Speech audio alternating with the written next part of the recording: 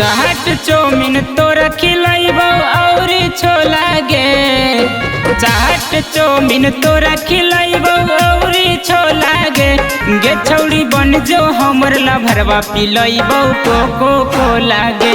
गे छौड़ी बन जो हमर ला भरवा पिलइबो कोको कोला गे।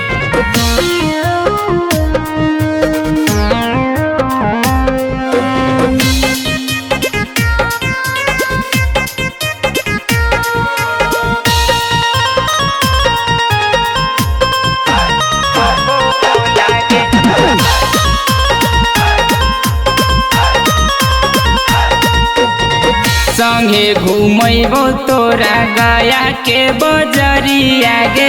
किन देबो तोरा छौड़ी लाल रंग घघरिया गे।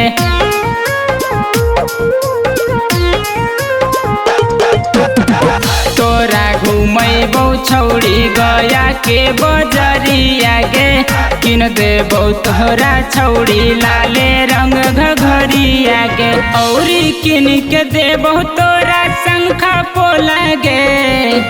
औरी किन के देबो तोरा शंखा पोला गे। गे छौड़ी बन जो हमर ला भरवा पिलइबो कोको कोला गे। गे छौड़ी बन जो हमर ला भरवा पिलइबो कोको कोला गे।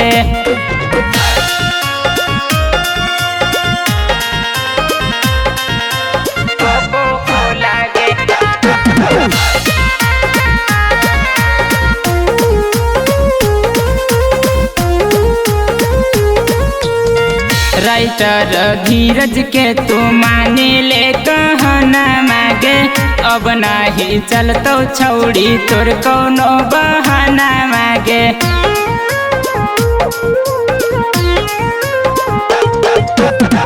डीजे सरफराज के तू मानी ले कहना मागे।